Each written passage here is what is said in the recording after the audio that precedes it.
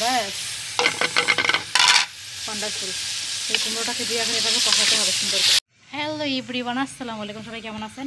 আজকে আমি মিষ্টি কুমড়ো ভাজি করব। তো আপনারা সবাই আমার সঙ্গে থাকেন, দেখতে পারবেন মিষ্টি কুমড়ো আমি কীভাবে ভাজি করি। পুরো ব্লগটি দেখতে থাকলে বুঝতে পারবেন। তো ফার্স্টে আমি কড়াইতে তেল দিব। কড়াইতে তেল দিয়েছি বন্ধুরা, দেখো তোমরা। আর আমি পেঁয়াজ রসুন সব কিছুর কী বলে লবণ হলুদ সব কিছুর ঢাকন খুলে নিয়েছি আগে থেকে, কারণ আমার পরে প্রবলেম হয় তাই। তো এখন আমি দিয়ে দিব, এই যে দেখো টমেটো দিব, সাথে হচ্ছে পেঁয়াজ কুচি, যা যা দরকার আর কি সব কিছু, কাটা মশলাগুলো দিব। দিয়ে এখন এটাকে আমি একটু নাড়াচাড়া করে নেবো, ঠিক আছে? সুন্দর করে এরকম করে ভালো করে আগে পেঁয়াজগুলোকে ভেজে নিব। পেঁয়াজ, কাঁচামরিচ, টমেটোকে ভেজে নিব। সব কিছু দিয়ে দিয়েছি দেখো এখানে বন্ধুরা, যেহেতু এক হাতে ভিডিও করতে চাই সব কিছু একসঙ্গে দিয়ে দিলাম। এখানে আমি মরিচের গুঁড়ো, তারপর হচ্ছে হলুদ লবণ দিয়ে জিরা দিয়ে একসঙ্গে এখন এটাকে একটু এভাবে ভেজে নিব অনেকক্ষণ সুন্দর করে। আর আমি বলে রাখি কুমড়োটা একটু মিষ্টি মিষ্টি হবে। আমি এটা ভাজি হওয়ার আগ মুহূর্তে একটু চিনি দিয়ে দিই যাতে এটা মিষ্টি মিষ্টি হয়, ঠিক আছে? সুন্দর করে মশলাটাই কষিয়েছি দেখো, অনেক সুন্দর করে দেখো। এখন আমি এখানে দিব হচ্ছে আমার এই যে তোমার কী বলে কুমড়োটা, দেখতে পাচ্ছ তোমরা? ব্যাস ওয়ান্ডারফুল। এই কুমড়োটাকে দিয়ে এখন এভাবে কষাতে হবে সুন্দর করে। দেখবে এটা খেতে কতটা টেস্টি হয়। আর মশলা দেওয়ার উপর ডিপেন্ড করে, মশলা দিলে সব থেকে সুন্দর হয় খেতে।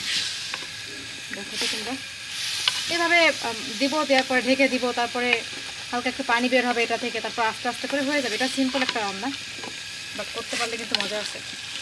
আসলে আমি পাকিস্তান আসার পরে আজকে মনে হয় সেকেন্ড টাইম মিষ্টি কুমড়ো রান্না করতে, সেকেন্ড টাইম না হলে ফার্স্ট টাইম হবে, করিনি কখনো। তো বেশ আজকে ভালোই লাগতেছে, নতুনত্ব কিছু করতে ভালোই লাগে আমার। যেমন কথা তেমন কাজ, নতুনত্ব করতে আসছি আজকে নতুনত্বই করবো। আচ্ছা, তোমাদের কাছে এটা কেমন লাগে খেতে আমাকে কিন্তু কমেন্ট করে জানিয়ে দিতে ভুলো না বন্ধুরা। হ্যাঁ, মিষ্টি কুমড়ো আমাদের ভাষায় মিষ্টি কুমড়া বলে, অবশ্য আমাদের এদিকে মিষ্টি কুমড়াই বলি আমরা এটাকে সাধারণত। এখানে হালুয়া কদ্দু বলে, নতুন একটা জিনিস, খাওয়াতে কিন্তু বেশ মজা। এভাবে করে করে বেশ কিছুক্ষণ কষানোর পরে ঢেকে দিব। পরে যখন হয়ে আসবে তখন হালকা চিনি ইউজ করবো, ব্যাস। আমার রান্নার ধরন হচ্ছে এটা। আমি এটা একটু মিষ্টি মিষ্টি করি, তো আমার ভালো লাগে মিষ্টি মিষ্টি করতে।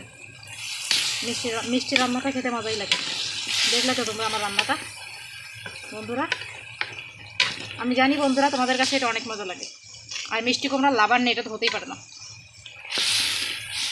যাই হোক, আজকে আমার চেহারাটা একটু আনকিলেন লাগতেছে, কারণ ঘুম থেকে উঠেই বানাচ্ছি রান্নাটা। দেখো এখন প্রায় বিকাল টাইম, তো আজকে আমার কেমন জানি মনটা একটু খারাপ খারাপ লাগতেছিল। দুপুর টাইমে আজকে আমার ঘুমানো হয়নি অবশ্য, তো বাইরে গেছিলাম দুপুর টাইমে, তো ঘুমানো হয়নি বলেই আজকে আমার এই অবস্থা। যাই হোক, দুজন মানুষ তো আসলে। তারপরে রেগুলার রান্না আগে করতাম না, এখন রেগুলার রান্না করতে হয় আমার। আগে রেগুলার অবশ্য করতাম না, এখন আবার রেগুলার করতে হয়। যাই হোক বন্ধুরা, তোমাদের কাছে কেমন লাগে দেখো তো রান্নাটা। আর এই রান্নাটা কার কার ফেভারিট, কে কে পছন্দ করো মিষ্টি কুমড়া বিশেষ করে, আমাকে জানিয়ে দিতে ভুলো না, তাহলে আমিও তোমাদের সম্পর্কে জানতে পারবো, ঠিক আছে? আর পাকিস্তানিরা কিন্তু প্রচুর সবজি খায়, প্রচুর। ওরা তার মাছ খায় না, প্রচুর সবজি খায়। আর এখানে তো ভাই, আমি বাংলাদেশে থাকলে এটার সাথে চিংড়ি মাছ দিয়ে রান্না করতাম, কিন্তু আনফর্চুনেটলি আমি তো বাংলাদেশে নেই। মিষ্টি কুমড়োর সাথে হামেশা সবসময় আমরা চিংড়ি মাছ খাইছি বাংলাদেশে। আমার আম্মু সবসময় চিংড়ি মাছ দিয়ে রান্না করতো, কিন্তু এখানে তো চিংড়ি মাছ পাবো না, তাই যা তাই দিয়ে খাই। তো তোমাদের কাছে কেমন লাগে জানাবা, কমেন্ট করে পাশে থাকবা। রান্নাটা প্রায় শেষ হয়ে যাবে একটু পরে, তোমরা তো নিয়ম জেনেই গেলাম। তো এখন আমি রান্না করি, তোমরা থাকো, তোমাদেরকে একটু আপডেট দিলাম। Bye bye.